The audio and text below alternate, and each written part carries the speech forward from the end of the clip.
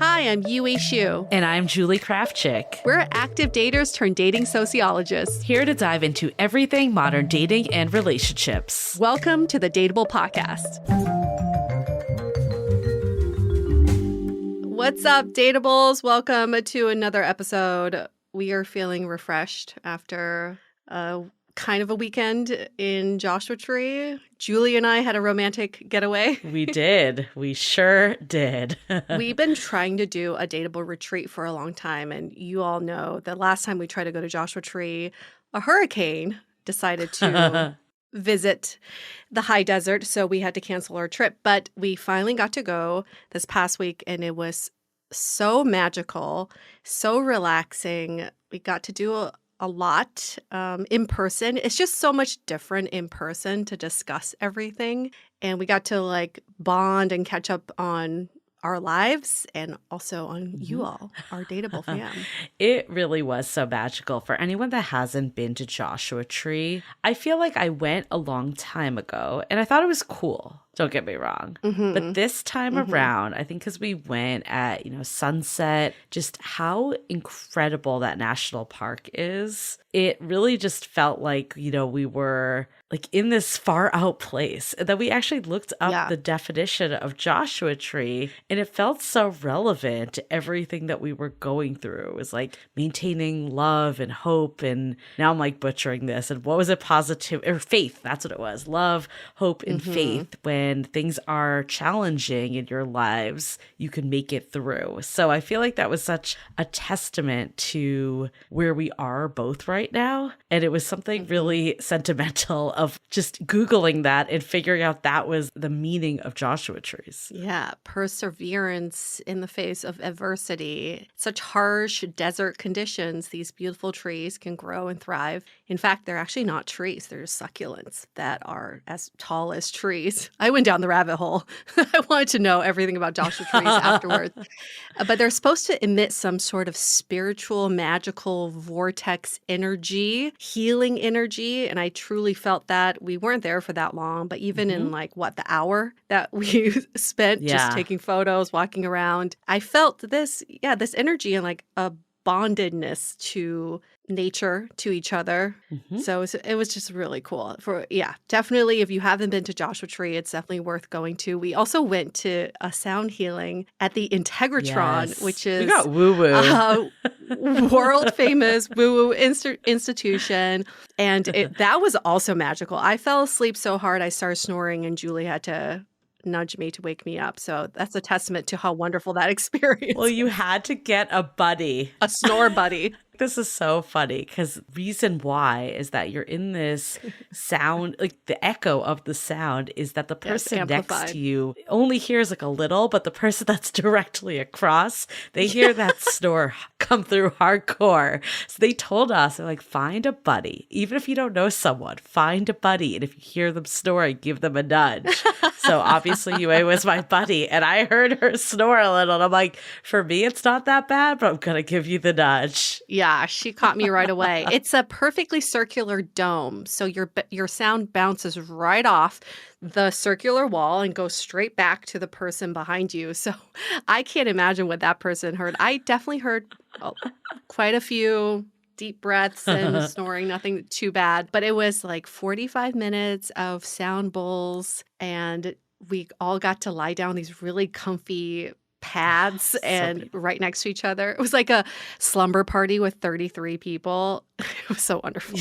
And then there is the center of the dome that you could say what you were grateful for or an intention. And what was super cool about it is only you heard it. You said it and it magnified for you, but no one else heard what you said. Julia was so self-conscious about what she was going to say. She was like, I don't want everyone to hear. I don't know what I'm going to say, because they invite everyone to go up one at a time to say something you're grateful for. She's like, what are you going going to say? I don't know what I'm going to say. And we're like, Julie, nobody can hear you. Just say whatever you want. Well, I think I like either wasn't listening or missed that part. I didn't realize, I don't know why I interpreted that everyone could hear, not that no one could hear. So then when I was waiting in line, I couldn't hear anyone. I'm like, okay, it doesn't really matter what I said. And I said something really freaking cheesy. And nobody heard, and nobody ever knows. Nope. So Nobody, it's okay. no one will ever know except for me. And I told my partner.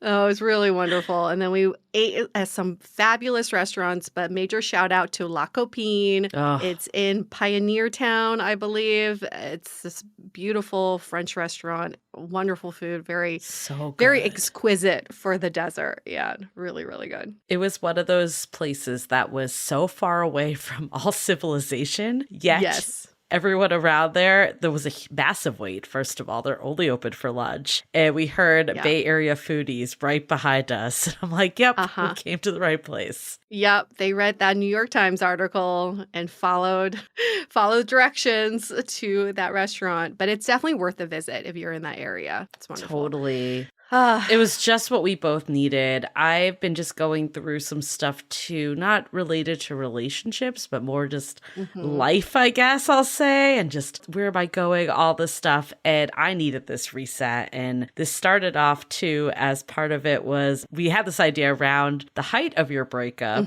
as a reset also. And I feel like you've made so much progress on this trip that while, of course, we still talked about it, it's not like forgotten. It wasn't like me consoling you in any way. Like, I feel like you felt like I feel like you've come out of that anger stage too and just had this fresh awareness, and going to Greece certainly helped with that. I think Greece cured me. I truly believe something in the water, some in the air, something in the food. It cured me. Spent, 2 weeks there, and the last 4 days I was in Athens. Julie's already heard the story, but I still think it's worth mentioning to our audience. Please do. I'm going to pretend like I'm brand new to it. I was like, Julie, do you want to hear what happened in Greece, or do you want to save it for like first impressions? She's like, can we wait for the intro? I'm like, no, we cannot wait till the intro. Yeah, even if we were together, I'd be texting you being like, what happened? But we were sitting next to each other. I'm like, no, we're not waiting. She's like, I will fake a response, okay? I will fake a surprise when you tell the story again. Like, okay, let's see how good your acting skills are. So, you all know when I went on this trip, I had the intention of staying open. I brought some condoms with me. I don't know what's going to happen. I wasn't going there to fuck, but I certainly was open to meeting someone, having a fling, whatever. And so my last 4 days in Athens, I decided to see what's out there. And my first thought was, I don't want to go on an app where I would be swiping around a lot of Americans who are visiting Greece. That's not fun. And I also didn't want to be on an app where I would use it back home. So I decided to use Badoo. It's an app that nobody uses in the US, but it's widely used in Europe. And I think it's like their version of Tinder, which I later found out. It's like a hookup app. I didn't know that. So I went on Badoo. Exactly what I'm looking for. Now, I don't know if it was just the men on this app or it's just Athens in general, but the men on the app were really scary, like really fucking scary. Just looked so serious, furrowed brows, shirtless, with a cigarette in hand. Like that was truly the photos I saw. So I was a little nervous. So I opened my filters up to women because I was like, if I'm going to have my first lesbian experience, why not do it abroad? And I will tell you, the women were scarier. I mean, like full neck tattoos, holding cigarettes, staring down the barrel, like furrowed brows. Same exact thing. So my first day in Athens, I was like, probably nothing's going to happen here. But by that night, I came across this profile of someone smiling in their profile photo. And I just remember like, wow, God forbid.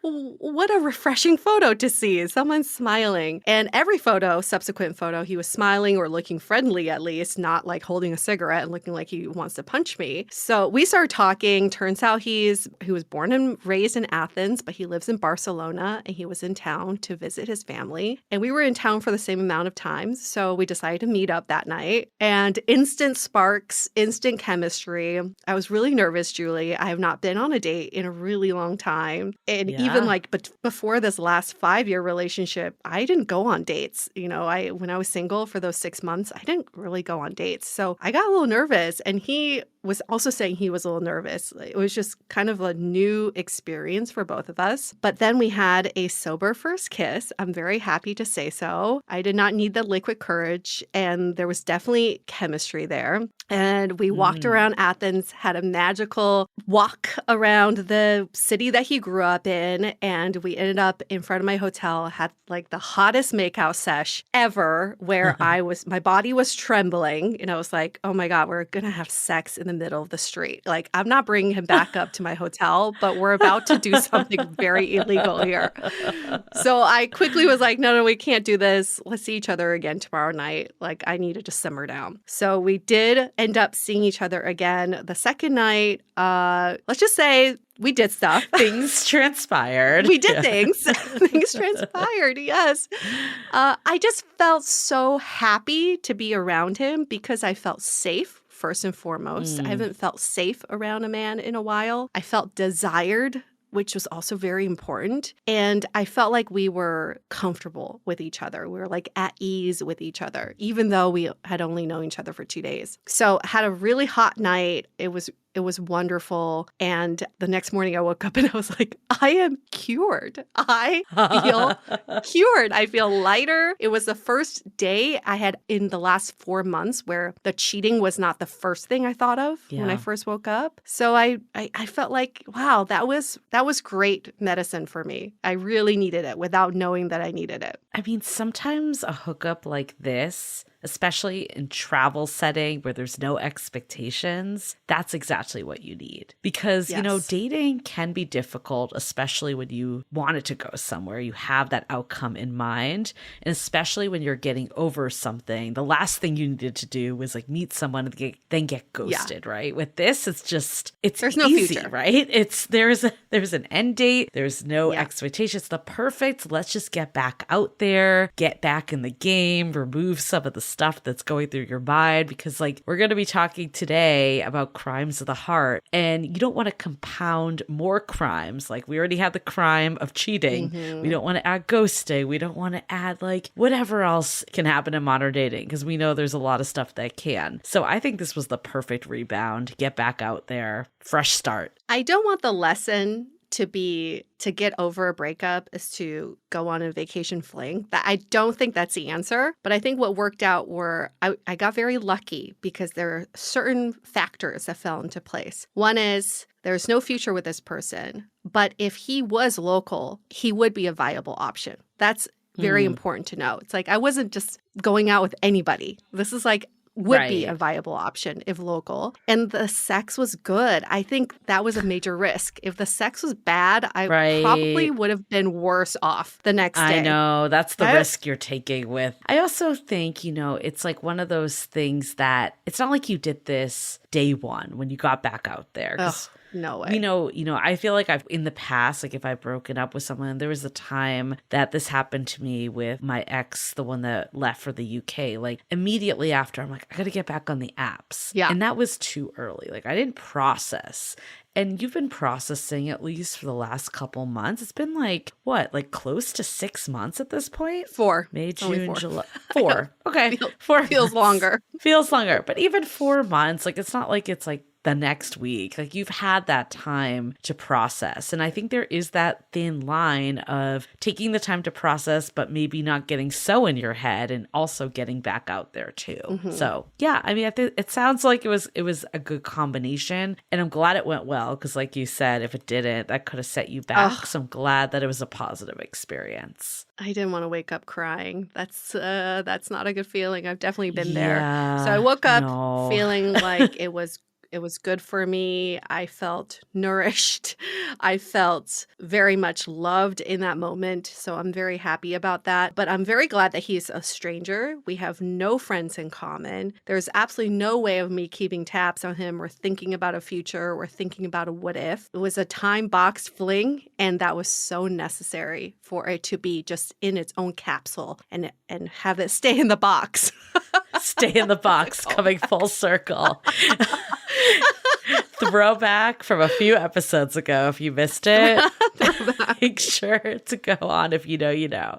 So did you tell him about this podcast at all? No, we did not talk about anything that you would normally talk about on a date. I don't know what he does for work. He doesn't know what I do for work. But we talked about really deep life philosophies. We talked about marriage. We talked about kids. We talked about love, relationships, but we didn't talk about anything like everyday living kind of thing. Clarity, it wasn't like you guys getting married. It was more just like hype, like in general. Yes. Like the concept of marriage. We had great conversations around that. We do follow each other on Instagram now, so he certainly knows about the podcast. He'll know, but he hasn't brought it up. I mean, we're still in contact. He hasn't brought it up. I don't think it's a big deal. Until this episode. I'm just kidding. This is all good stuff about him. This is like so it's all great. Positive. And this is nothing new for him. I was very honest to him about what we were doing. And I was very honest about the breakup that I went through. I have no qualms. Like, what am I hiding? I don't care about scaring off anyone. Right. So radical honesty was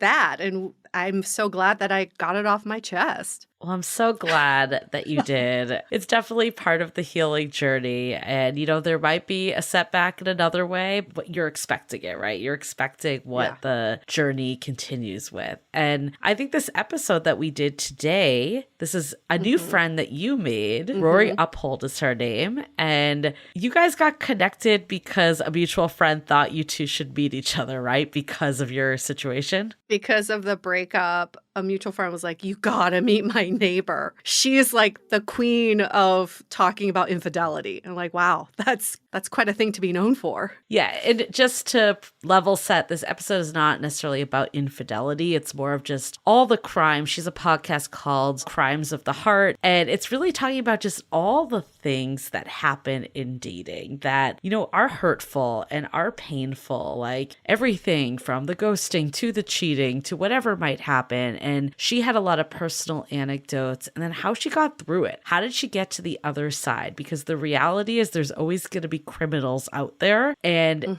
how do you make it that you're not their target? Or how do you make it that even if you are their target, you're okay with it? Like you can roll with it and you just recognize this isn't the right partner for you. That doesn't mean that you're never hurt by it, but it doesn't get in your way of finding the right partner, someone that will not be a criminal when it comes to matters of the heart. And just like all crimes are different levels, you have major crimes that can be committed, and then you have misdemeanors. And I would say all of us are guilty of some misdemeanors we've committed in our dating lives. It's important to hear these stories because you are the perpetrator in someone's story. Yes. So we'll go into it in much more detail. Before we do, announcements at Dateable Podcast. You can find us there on Instagram, pretty much all social media. And of course, leave us a love note. Ratings and reviews. As you've been following along, our goal is 1,000 in Apple Podcasts by end of year. We are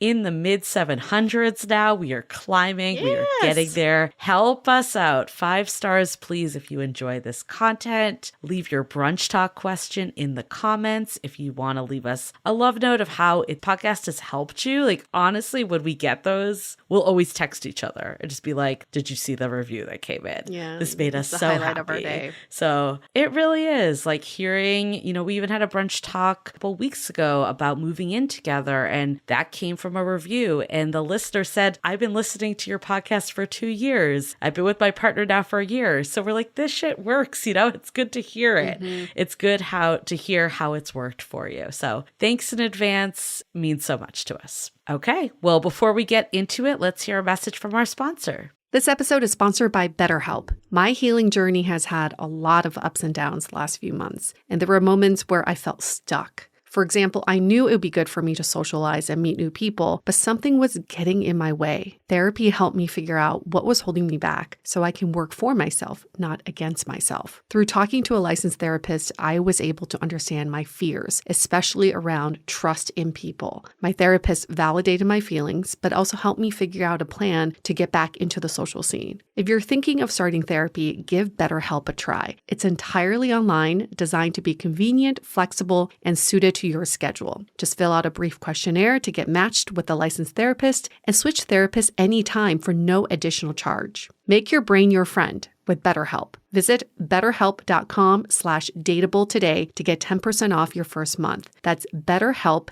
HELP.com/DATEABLE. Okay, let's hear it from Rory.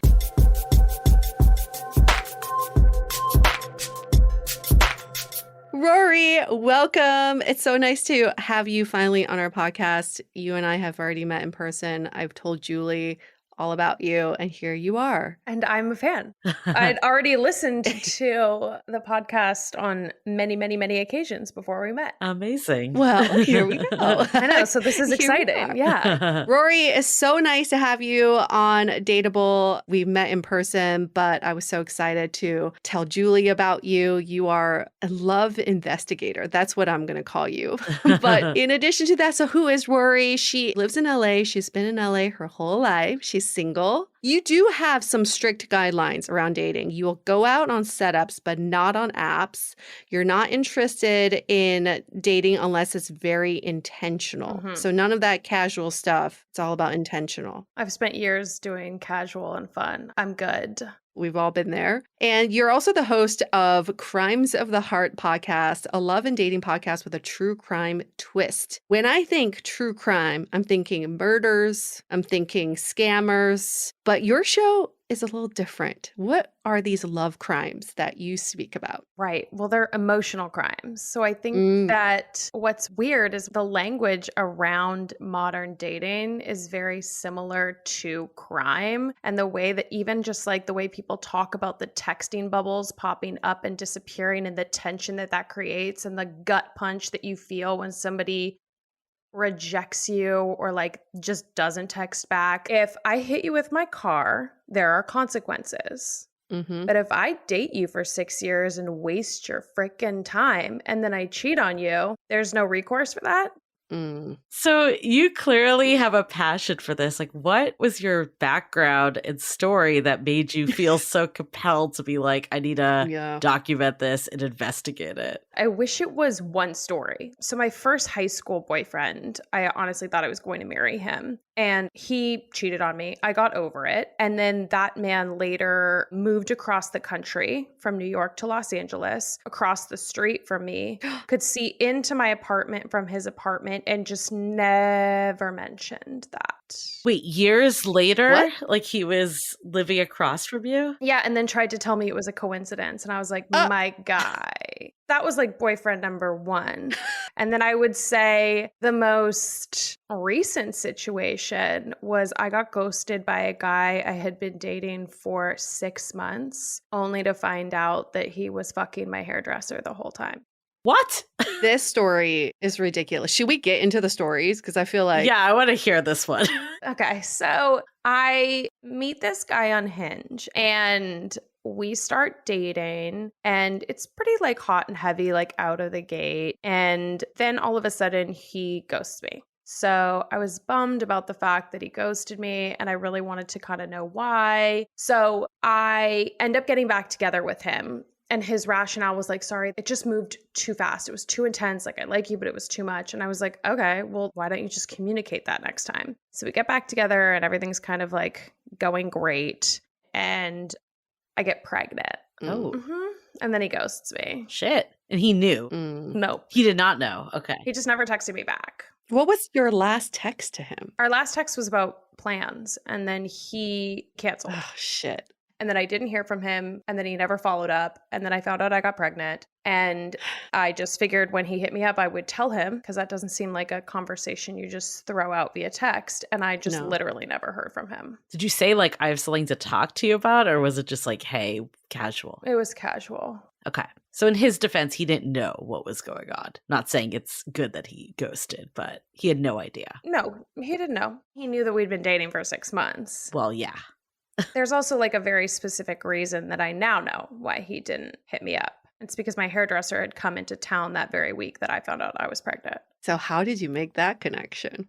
So there's nothing worse than being rejected by someone in a position where you're really, really vulnerable. Mm-hmm.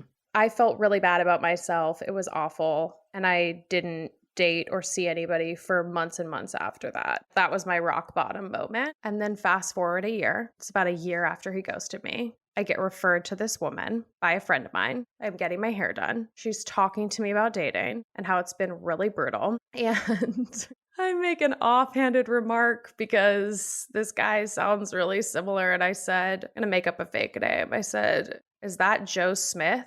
And the entire salon stopped breathing. Wait, what?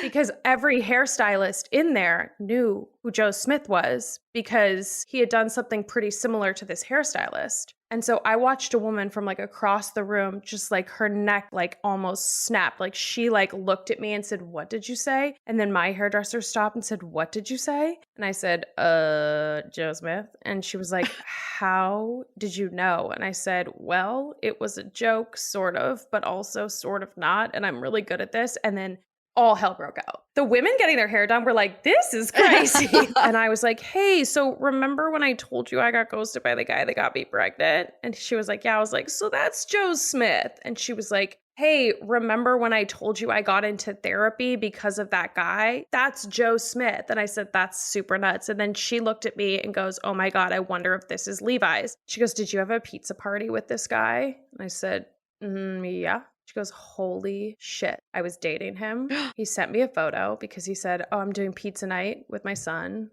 And he didn't realize it was a live photo." I want to back up for a second. Like, if you could share this, what was that key point that you were like, this is the same guy? Like, what was it that set that bell off for you? Oh, yeah, I know exactly what it is. Mm-hmm. So she was like, he's a doctor with this like stable job and he has his own house and he has this kind of dog. And also his kid is the same age as my kid, but he also like has tattoos and he's got like a full sleeve and he's got this type that whatever. And I was like, that's so crazy. His name's not Joe Smith, is it? Got it. So it's just like a bunch of stuff that added up. Yeah. So was this like what started your podcast, or were there other stories too? Oh, tons of other stories. Yeah. No, this is not what started my podcast, but I think like that's what changed my life in that I realized I needed to really stop and do like a lot of inner work. I also felt like I needed to recenter myself and remind myself exactly what I want. If you're going to show up for me consistently, I will show up for you consistently. And I will not invest in anyone until I feel like they've earned it. Yeah. Like there's something wrong with me and trying to like change that or quote unquote be better, to win their love. And I'm like, fuck that. No, nobody got time for that. No. And it goes back into the emotional crimes because we feel like sometimes these bad dating behaviors, we think they're kind of normal. Like we've normalized them in dating. But I almost like this extreme view of these are emotional crimes and we should not stand for them. In fact, they should be punished. And the punishment is you don't give two shits about them, right? You don't need to feed any more into the attention seeking.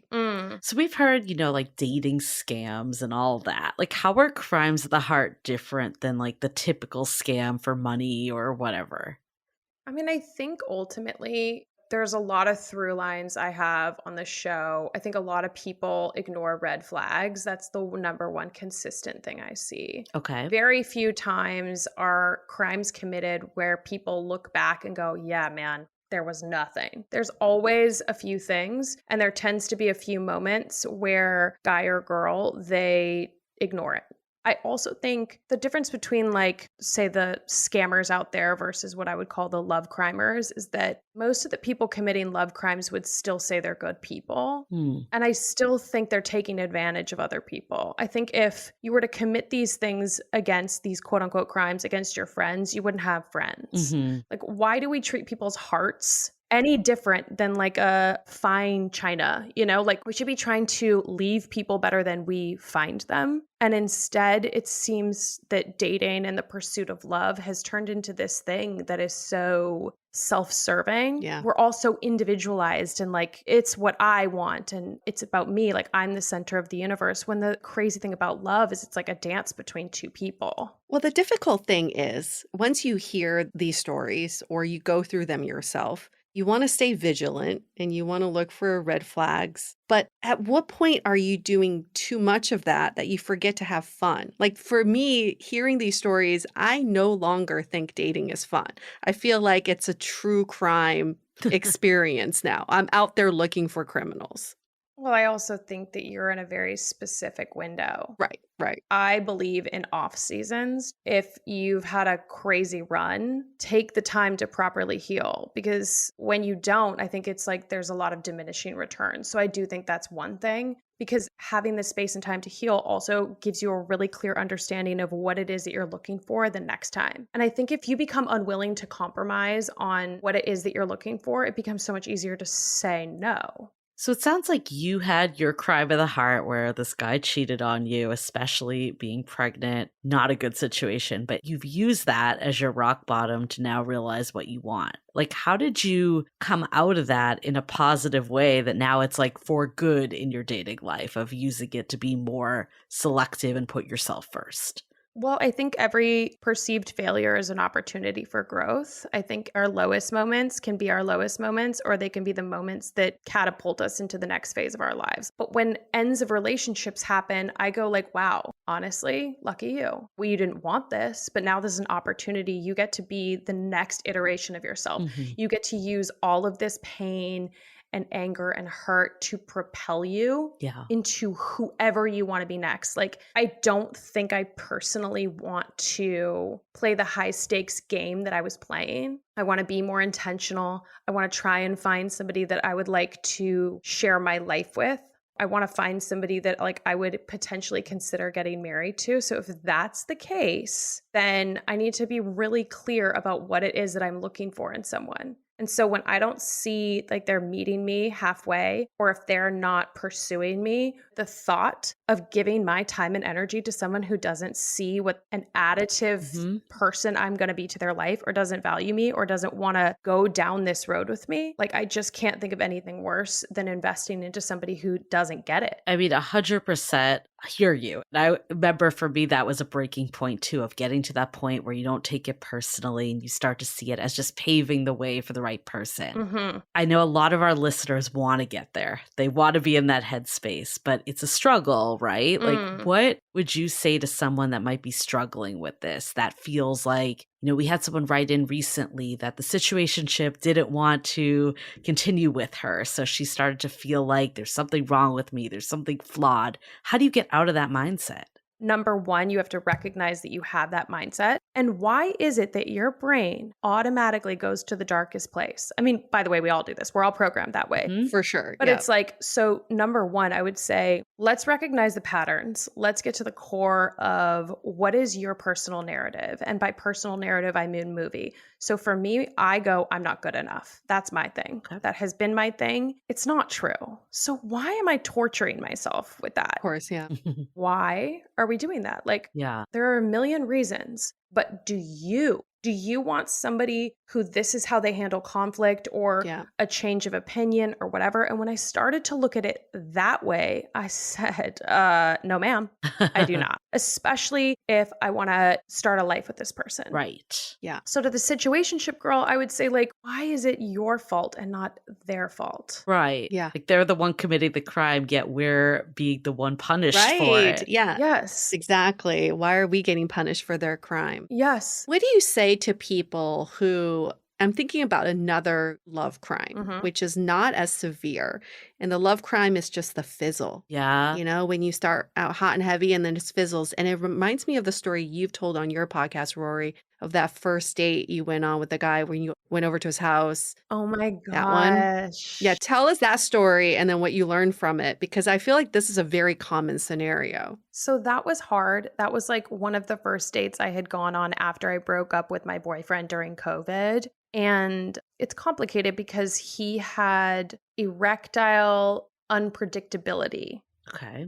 And he now is in a relationship with somebody else. So he did figure it out. Oh. And he didn't figure it out with me. First off, you have to trust people when they say things. Like, it really is the truth. Like, life has shown me that if somebody says they are not ready or they're not available, like, you're never going to change them. And it's this weird thing where, like, I don't know why we simultaneously believe we're the biggest pieces of shit on earth, but that we can also change people. Like, it's so weird. So true. I took the L. I continued to stay friends with him. We are still friends to this day. And it did hurt my feelings because he, again, had everything that I was looking for. But if I was honest with myself, he didn't, because something that's really important to me is a really exciting and consistent sex life, which he was not going to be able to provide. But more importantly than that, you know what I'm really into? Someone who's into me and wants to be in a relationship. Right. Somebody who wants most to show important. up Yes. every single day. Yes. So anytime I started to be like, oh, maybe if I was this or maybe if I was that, I stopped and said, now why the F do you want to date someone who isn't dying to date you? Right. Mm-hmm. Why do you think you said something very interesting? Because I've been here before, this feeling like we're not good enough, yet we're so good that we can change someone into wanting to date us. Like, why do we have that contradiction? Like, why do you feel like we can change people into wanting to be with us? Look, take what I say with a grain of salt, but I think ultimately it's try to prove to ourselves that we're good enough. Mm. You know, I think like a lot of this comes down to self-love. And one of the things that is a through line in all of the stories that I hear or just the people that I interview is we are the most vulnerable when our love tanks for ourselves are the lowest. Yeah. I think so many times, like if we're really confident in something, I don't know, I get a lot of trolls online. And when people tell me I'm ugly, I'm like, that's hilarious because I know that's not true. So try again. And if somebody says like, oh, you're not funny, like again, I'm like, I'm paid to be funny. Like you have to hit me in a vulnerable spot, like in something that is so obvious, it feels weird. But if somebody wrote on my TikTok, like, you're inconsistent, maybe you're lazy, I would be like, oh my God, they see me. This is so scary. Holy fuck. You know what I mean? Like, because that's like one of the fears I have about myself. Yeah. Yeah. No, I think you're right, though. Like, it sounded like when we were saying it before that they are two sides of the same coin. Because I know, like, for me, when I've been there, it's because I'm trying to prove myself. Like, Yeah. there was this one instance that I had that, you know, this guy said, like, I want to be with you as a friend. And at the time, I wasn't even interested in him. But he was like, I want to be with you. I've liked you for so long. And I'm like, okay, I think I can get on board with this. And I went back and forth. And then finally, I got on board with it. And I'm like, okay, I'm going to give this a shot. And he was like, actually, I don't want to be in a relationship. So it's like he kind of took it away. And for me, I went into like overdrive, trying to like prove it because it was something that was taken away. Now, in retrospect, I should have just left at face value, especially because I wasn't that interested in the first place.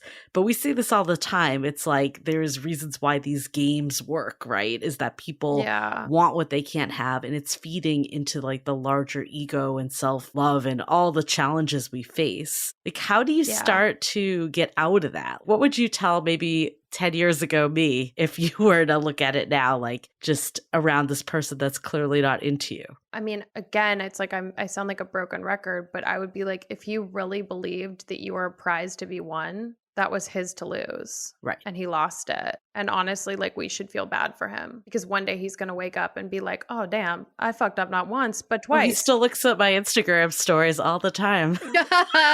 I'll bet he fucking does. The top person. I'll bet he does. That's his punishment. That's his punishment for his love crime. They always come back. I've never not had somebody come back. So there's that. But also, like, I would just say, why is it that I can see you so clearly? Like, why is it that I can see all of the things you bring to the table? And why is it that you can't? Why is it that you show up for me in such like a passionate way, but you can't do that for yourself? And like, what's the space between where you're at today and where you start showing up for you the same way you start showing up for your friends? How do we get you there? Buy a journal. Start writing letters to yourself. start like actually taking real notes on what are my insecurities? What are these negative thoughts? And how do I stop that? Because worrying is just wishing for what you don't want. So if you're worrying about insert whatever your fear is, you're basically manifesting that. And I mean, not to get like too technical or scientific, but you really are deepening those neural pathways. So we have to do something to like stop, whether that's pick up a pen and write stop, say it to yourself. I create notes apps. So I have mantras when I'm trying to break a negative habit where I remind myself of what it is that I want to achieve or believe about myself. So when I was healing, I had to remind myself, like, you're incredible, you're worthy of love, it's out there, and you are absolutely taking the steps to go get it. And if I had to remind myself of that 200 times a day, then so be it, because it started at 200 and now it's like maybe once every 2 weeks, you know, because I truly do believe it. I like that. It just seems so backwards the way we do dating, because with dating, it feels like the goal is to get into a relationship. But in life, our ultimate achievement is our relationship with ourselves. 100. But we kind of just throw that by the wayside when we're dating. It's like, no, I got to be in a relationship. That's the end goal. It's like you tell someone on a first date, what are you looking for? I'm looking for a relationship. Pick me. Yeah, pick me. But what about just like, I'm working on a relationship with myself.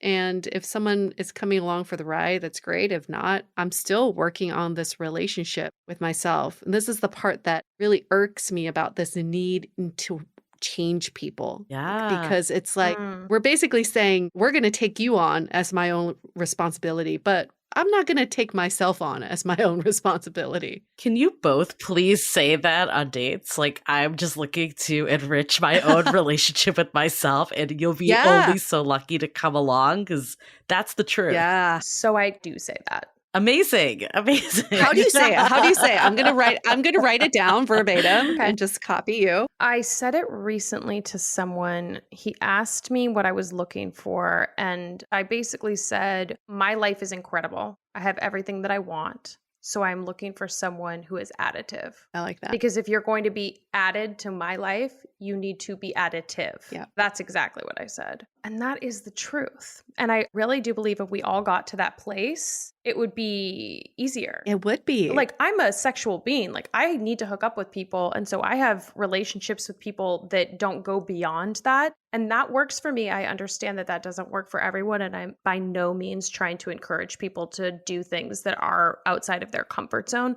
That's just something like for me that I want and like to have. At this point, if I'm going to give you my Thursday or my Saturday, I need to know that I'm going to get something in return. How have you seen people's reactions when you say that? Yeah. to them? What are they saying to you? I'll be honest, guys are kind of into it. Okay. Oh, yeah? Okay. I mean, I think it plays into a little bit of like, oh, I'm going to have to work for it. I'm going to have to chase it. Or I had one guy say, okay, I'm going to be really honest with you. Where I'm at right now, like, I just don't think I have the bandwidth for something that is serious. And I said, okay, cool. So you might be in another bucket. Maybe, if I'm feeling that sort of way. Yeah. Because I said, you know what I'm not going to do? I'm not going to be texting you. We're not going back and forth. I'm not sending you memes. I'm not FaceTiming you. I'm not getting on the phone. Like, I'm not investing in people that I don't see as an investment. The reason I asked you is I feel like the last time I was dating, I had the same mindset as you, 100%. But I didn't say it. Love it. I didn't say it, though. No, but you didn't say it. It was more like in the back of my mind type of thing, you know, but it was my energy. Like, I'm not going to like chase after people or view it in a way that I'm flawed. It just means that person wasn't my person and my person's around the corner. And I know easier said than done. Like, there was a time actually, like, we had a podcast guest and I was in the thick of something that I thought was like gonna be something, and the person just flaked, like completely flaked, could not make time. They were like so invested, and then all of a sudden just, you know, could not find an hour to meet up. And I remember like sharing this on a podcast. Remember this, Yue? It like turned into a therapy session with Connor Beaton. It wasn't where we were going, but it turned. Yeah. And him just being like, how do you want to feel in a relationship? Like, do you want to feel anxious? Do you want to feel on edge? Yeah. And the answer is no, you don't want to feel that way. Nope. And that really changed my perspective of like looking into how I want to feel and kind of like putting myself more as like the main character opposed to maybe this person that's like vying for the attention of whoever will give it to you. I 100% agree. And then when you're the main character, it's really easy to see these subplots as subplots. Yeah, You know? you're just like, oh, Yes. that person was here for whatever reason. They're not my person. Yeah. If anything, to reinforce my ability to say no and keep it moving. Yeah. No, seriously. I just had this conversation with a friend who is basically like the CEO of everything. She's a go-getter and She doesn't sounds give hot. She's very ambitious, very aggressive, just like very independent. And then as soon as she started talking about her most recent relationship, she turned into an intern. She turned into an intern applying for a job. Yeah. I was like, your demeanor totally changed. Like you're the one applying for a job now in your own life. Do you hear the turn of your tone? And she's like, oh my God, how did I turn from a CEO to an intern just from one relationship? And it boggles my mind that people do this every day. Mhm. How lucky is she to have you as a friend, though? It was the right timing because I was in that mode. I was like, listen, this is what you're doing, right? Like this is your tone completely changes. But I want to relate this back to crimes of the heart because you said something to me last time we met up and I was like, holy shit, that's so true. Part of why people are burnt out by dating or scared of dating is because they're afraid of these emotional crimes happening to them. And they're constantly being vigilant about, I don't want to get ghosted again. I don't want to get my heart broken again. Mm. But you said something about how criminals seek out their victims. And really, what you do is you make yourself less of a victim so criminals don't target you. Can you articulate that in the way that you brilliantly said it to me? I got so nervous because I was like, I don't remember anything we talked about. We like talked for like 4 hours. But I mean, number one, I always say the price of love is loss. Thing is at the end of the day, you have no idea when somebody's going to get sick or leave you for whatever reason. So it's like we can't fully protect ourselves. Like part of the magic of falling in love is being vulnerable, right? I think like part of it is also just knowing to be able to feel sad, to be able to feel pain is also a privilege because it is proportional to how deep that you can love. And like, so I think like we should also have respect and honor for that. But what you're specifically talking about is with actual real criminals, real crimes. I was telling you about how something unfortunate happened to me with a real criminal. And so I went and did a bunch of self-defense stuff. And I spent a whole day watching interviews with people in jail who described how they pick their victims. So there is an art to it. But if you think about it, it makes sense. It's their job. Yeah. Right? We're all really good at our jobs. We're good at identifying marks. So it's like if you're the person that is parking under the street lamp closest to the door of the grocery store, your keys are out ready, you're not on your cell phone, you're looking around, you're alert. You're not going to be the person that they go for because you pose a bigger threat to their success rate. Yes. Yeah. And I think we were talking about, I ended up dating a narcissist who has since been Me Too'd. We don't need to get into that. But I ended up dating him after I had been cheated on. And I was really vulnerable. And I was like, oh, the one thing I realized when I met all the other women when this guy got Me Too'd is that we had all come out of very similar experiences where we were all really vulnerable. And so we had these like invisible X's on our foreheads. We were easy targets. We were easy marks. Yes. And when I put myself back in those shoes, what I remember feeling was so desperately wanting to be loved. Yes. I desperately wanted to be loved. And I'm not saying that you can't want to be loved, but I am saying that if you love yourself as much as you want to be loved, I do think it gets harder to be a mark, you know, like when you're not afraid to be alone, when you enjoy your own company, when your life is fulfilled, you feel like you're thriving in all aspects of your life, where someone really is going to be additive, when you're not making little sacrifices in your mind or excuses because you so desperately want this person who seems like they could be the answer to your fairy tale, like it's going to write the ending, whatever it is, that's when it's easy to get taken advantage of. I made so many excuses for this person. Yeah. I agree with you. I'm like thinking back to, my own time and then people we know too. Like you and I had a friend that had a situation where this guy took advantage of her and many other people and blatantly lied to her about many things. And all these women came out of the woodwork. And I think like there's this element that she had just gone through a breakup and probably was a little more vulnerable in that sense. Yeah. Like, how do you protect yourself? But also, like what we were talking about earlier, like, how do you not think that everyone's a bad guy? And like, how do you, manage that? So one thing that you said that made me think of something that was totally opposite, right? Like I think sunk cost effect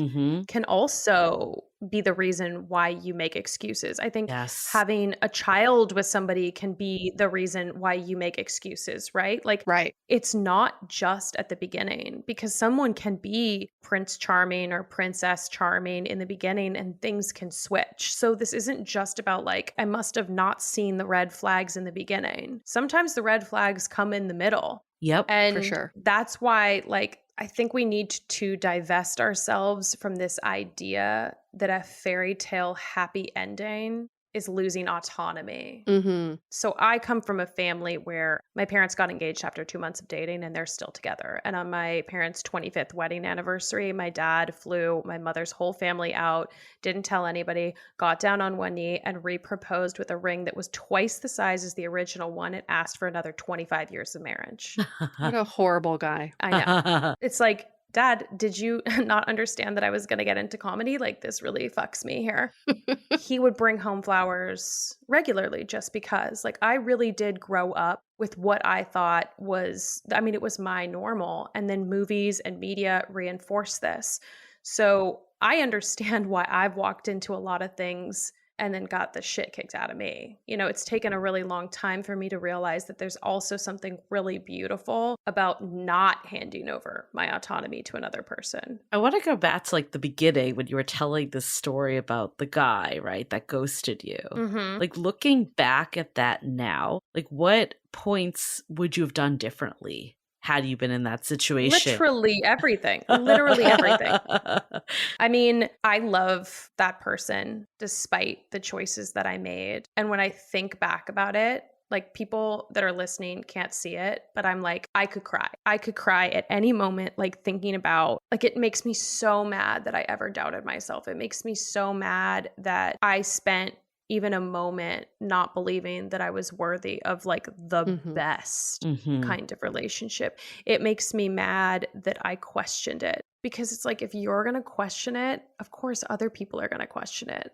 So you know what I wouldn't have done? I wouldn't have dated him. Period. Yeah, there you go. Especially after that first time There when you he go. ghosted you a month in too, right? Yes. It's like, I would have been like, wow, he had a lot of qualities that I really liked. And I want to remember that for the next time. And I want to enjoy and celebrate the time that we had, because it was really fucking fun. And I want to be really grateful that this happened now and not 6 months later after I was pregnant. So you mentioned earlier there was like this before version of Rory, before this guy that was more just like, we'll do the adrenaline rush of just like wanting the quick thing that felt good. And now you're more intentional. Yeah. Take us back to that like early Rory. Like, what was your dating life like? Oh my God. I'm wild, y'all. Like wild. And I haven't always, like, listen, I've been in multi-year relationships. I've never cheated on anyone. That's not like an attack on anyone who has. What I'm saying is, like, when I'm wild, I'm wild. When I'm committed, I'm committed. Like, I love really intensely, but I'm also like, a mantra that I used to live by is like, well, bad decisions make good stories. So like, let's just, I don't know. You are a let's storyteller. figure it out. So I don't know. I got stood up in Chicago and I boarded a airplane to go meet a drummer that I had only met once and go have a tryst Always a drummer. for like 3 days while I was on tour in Virginia. That was my first BDSM experience. I've like met up with dudes midnight and taken Molly on a first date. I mean, like reckless fun things. But I had no problem being like wild and crazy, and somebody would not text me back. And then I would text them maybe a few weeks later when I saw them posting on Instagram and being like, holy shit, I'm so glad you're not in the hospital. And they would be like, what are you talking about? And I'd be like, your hands. And they'd be like, what? And I'd be like, oh, I never heard from you. So I just thought you broke both your hands, because that was the only logical explanation to not hearing from you. And then would only call them broken fingers. You know what I mean? Like to their face. Like, I don't care. We got to like live a little and just not take it so seriously. Yeah. Let's hold that thought for a quick message. We are so excited to share with you our new podcast, Exit Interview. Dates don't usually end with a satisfaction survey, and yet we rate everything in our lives, from Uber drivers to local coffee shops. So why don't we do the same thing when dating? We're here to conduct the ultimate romance review, featuring daters hungry for love who have agreed to call up old flames to gather honest feedback. Welcome to Exit Interview. He upgraded himself to business class while I was in economy. Wait, wow. What? There's feedback that will make you cringe. She could be a little bit hard-headed, like not reading the writing on the wall. And feedback that will make you swoon. When she said that she had feelings for you. I had no idea. Really? And maybe you'll learn a thing or two yourself about how you can be a better dater, lover, or partner. Obviously, like, knew I was gonna learn something. I didn't expect this. Welcome to Exit Interview. Listen to Exit Interview on the iHeartRadio app, Apple Podcasts, or wherever you get your podcasts. Ultimately, it's you went through a phase or a stage in life, which I would argue many of us should go through. I mean, you got to live out for the stories somehow in some time, right? Oh my gosh. Yeah. And then you got the stories you wanted, you lived this crazy lifestyle, and then now you've made the decision to do something different. Mm-hmm. And there's no good or bad or right or wrong to any of this. It's just an explanation of how Rory became the Rory today. Yeah, I interviewed Rachel Bloom, who met her husband in college, and I love her story. How special is it to get to share almost your whole life with one person? And I have friends that met in high school and they're still together. And look, that was never going to be my journey. When I was in my early 20s, I thought I had met somebody that I was going to marry because we talked about getting married and we had been together forever. And I remember being in the car with my dad and saying, it's just weird because I just like never thought I would get married that young. Like I thought I had so many more stories to collect. So that's always sort of been my thing. Like I've always wanted to experience as many different people and phases and dicks as possible. You know, that's who I am. And I know that's not for everybody, but I also see the beauty in the people that like just want to be with one person. I love that for them too. So you're dating though differently now. Like if someone was like, oh, let's fly across the country and go on a date, would you do it? Or are you just like, no, this is not my jam anymore? Well, I need more context, you know? I guess what I'm trying to get at is like, how much have you changed those ways? Are they still on the table if, you know, you deem this person maybe not relationship material, or are you really staying like the course of trying to find something more intentional? You know what it is? So say somebody asked me to fly to New York. They were like, hey, I'll put you on a plane on Friday and we'll send you out. I would say, is this worth me losing time away from my show, away from my book, away from my friends, away from my life? I see. Yeah. Yep. At this point, not really. Got it. So it's more putting yourself first ahead of it. Yeah. Like I said, I mean, there's also a lot of stuff I just haven't shared because I'm like, I don't want people to think I'm totally unhinged, off the wall crazy, but I've lived a lot of life and I think I really want to try for my next iteration. Like if I'm gonna give somebody my time, I want to know that we're both working toward the same goal. It's no longer for the story because you've already had the story. It's no longer for the story. I have the stories, you know? Yeah. And it's not about dodging the love crimes. I'm gonna do my best because like I said, the price of love is loss. And I also trust that if I get hurt, I know I will rebuild better. I know I will come back Yes. stronger. I know that. Yes. I know that about myself. I'm not afraid of that. What I'm afraid of is dishonoring myself. Like, I don't want to let myself down. Yeah. And that's, I think, the biggest shift. Yeah, I mean, we can go into takeaways. This has been such a wonderful conversation, but I think that really is at the core of it. Like, where it's going is that no longer do you see these crimes of the heart as a reflection of yourself, because you've used this to really take inventory and be like, this is who I am. This is what I bring to the table. Someone's lucky to be with me. And I honestly believe that's the case for every listener out there. Someone is lucky to be with you, yet we let people pick us and choose us. And that's like the worst place to be. Like, the CEO of our love life, that's where we should be, not the one that's like begging the intern for a job. So I like how you were able to use this bad experience as the wake-up call that you deserve more. And now you're able to see clearly too that I wouldn't have even stood for this in the first place, given where I am today. So remembering that dating is gross. So of course it sucks when something terrible happens to you or you get ghosted, but you get to choose if you want to stay the victim or you want to use this to, better yourself and to grow and to become that person that is a bit more unfazed by it. Yeah, 100%. And it's also given me such insight to help other people. And like, one of the crazy things is people come to me with these embarrassing, shameful, vulnerable, terrible moments in their life, right? And they share it with me.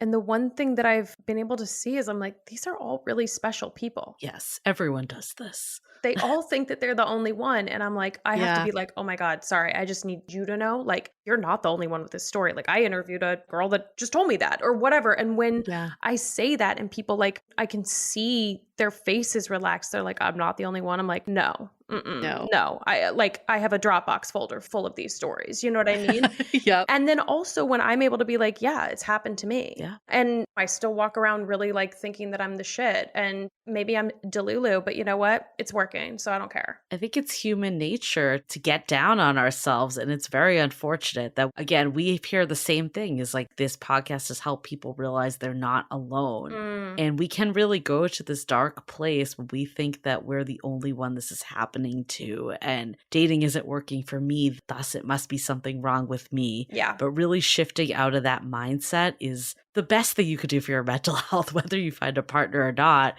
your happiness will just be there. Because shame is, in my opinion, the thing that I'm fighting against. Like, it's so toxic. Yes. And when you feel like you're the only one, I do think there's like a layer of shame. Like, sometimes when I talk about all of the terrible things that have happened to me, I'll have like this momentary feeling of being embarrassed or being shameful. Like, that what if people listening to this episode are going to be like, wow, this girl sounds like she's like a fucking wreck. You know what I mean? Or like, whoa, she's like put up with a lot of bullshit. And then I have to remember that, yes, one, the facts, but two, I've accomplished so much. And like, if you look at my life, that there are so many people who look at social media or the show or whatever that are going to think the exact opposite. And so like, I think that I wish we would all come to the table and be a little bit more honest about what's really going on and like how we really feel. You don't need everyone to like you. Like in dating, like you only need one person to like you at the end of the day. But like, don't you love it when your friends who are married are like, marriage is not everything you think it is? I'm like, thank you. Like, or people in relationships who are like, it's fucking hard. It's work. Like, I just appreciate the fact that we can be honest about things, because I do feel like we're in this weird time in the world where everything is like simultaneously so perfect and glossy, but then like we're surrounded by like burning buildings. Like, I'm like, everybody's life looks like they're perfect and happy and like vacationing on like Mykonos every summer. And yet, like, I'm at home being like, am I going to make it to tomorrow? Like, what's going on? I think you guys have done and been consistently great, and your show is such a resource, and I've loved listening to it, and it's been amazing to be a guest on it. And I also think, Yue, we are going to get to witness front row seat to your glow up, and I'm really excited for you. I know that you've been through a lot. What happened to you is beyond fucked, and I won't go into more. Like we've got into it. Because we got into it. Because you got into it. But truly, I'm really excited for listeners to see where you end up. Like, I know that you have these moments and these doubts, and it's hard. And I'm not saying that it's not going to be hard, but I promise you, this time next year, we're going to look back and be like, one, thank God. And two, I'm so fucking excited to see where you're at.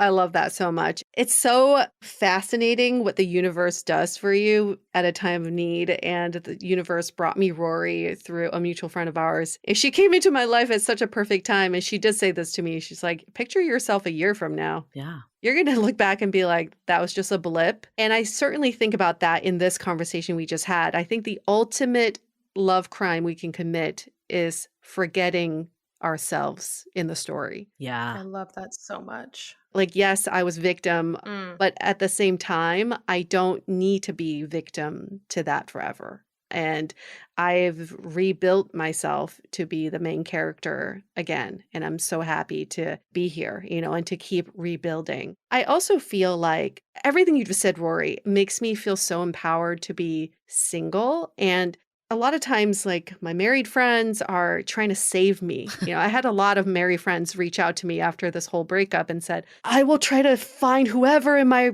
Rolodex to introduce you to. Like, I am drowning, they're trying to save me. Or this is like some fucked up musical chairs where someone just took my chair away. Yeah. Like, I don't need saving. I just want to be able to be confident and strong and stand on my own and to be vigilant, but also to understand that life is more than just being in a relationship and getting someone's affections or getting their validation. It's really just about me.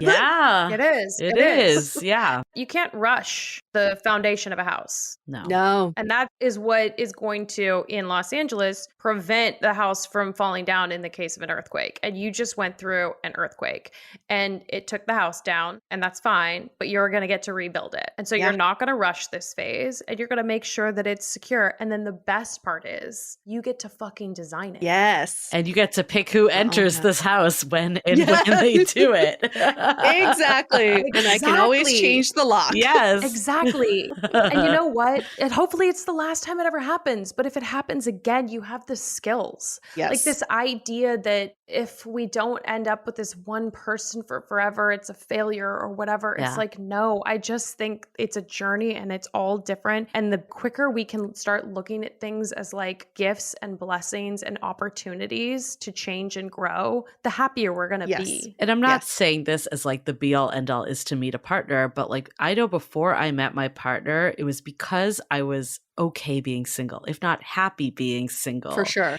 And that sets you up to be more discerning. Yeah. Is this person additive in my life? Instead of I need to fix my life by being in a relationship. So I do love that part we talked about earlier of like, what am I looking for? Like, I'm looking for someone additive. You figure out how to say that in a way that feels natural, or you don't even have to say it at all. That could just be your mindset.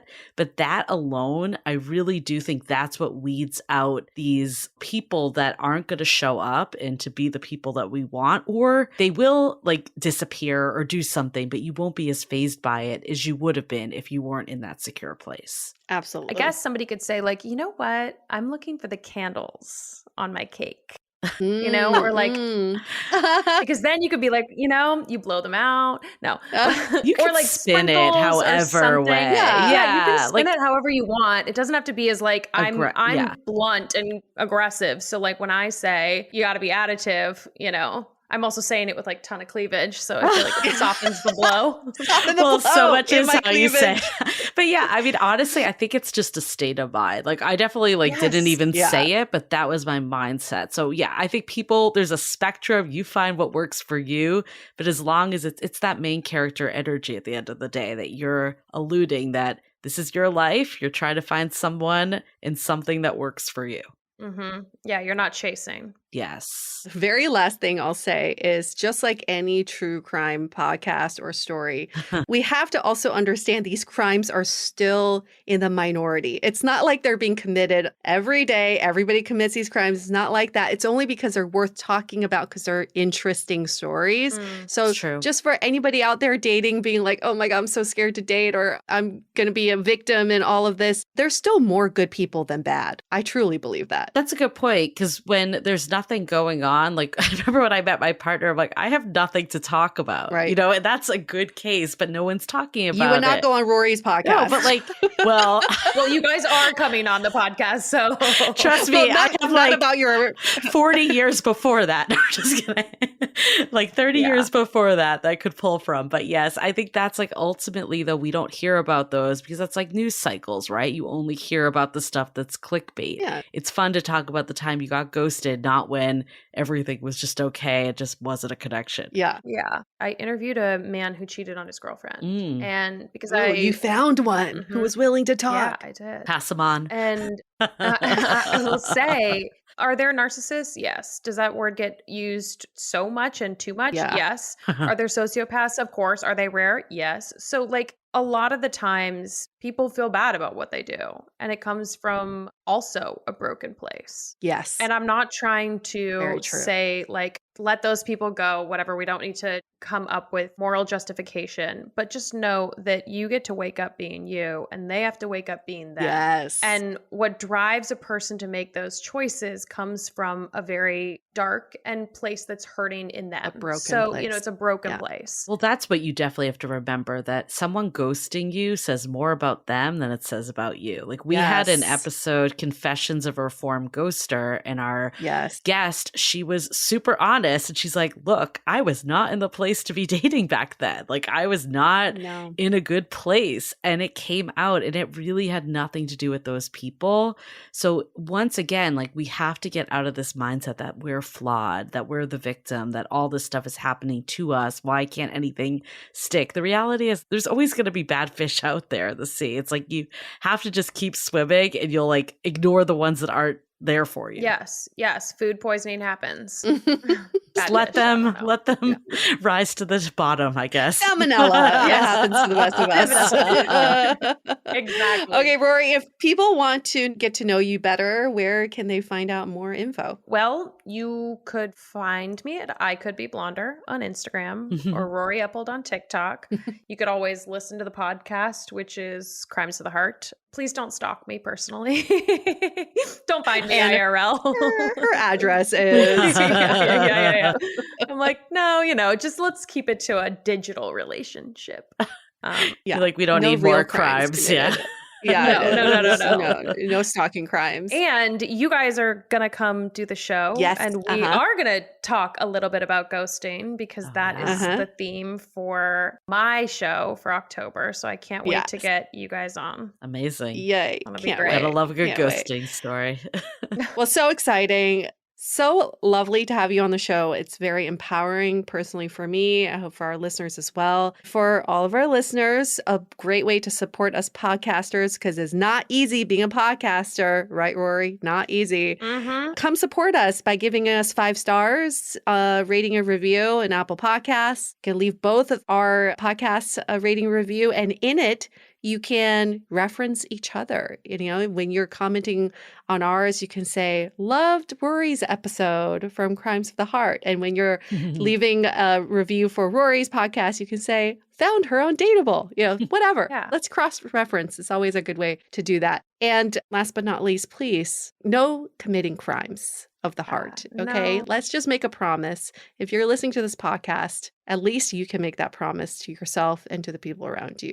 You do not want to be a criminal of the heart. Okay, wrapping up this episode. Stay dateable. The Dateable podcast is part of the Frolic Media Network. Find more podcasts you'll love at frolic.media/podcasts. You can follow us on Instagram at Dateable Podcast and visit dateablepodcast.com for access to all the episodes and our premium programs. Also, make sure to subscribe today if you haven't already on Apple Podcasts, Spotify, or your favorite podcast platform, so you are the first to get all the latest episodes. And most importantly, stay dateable.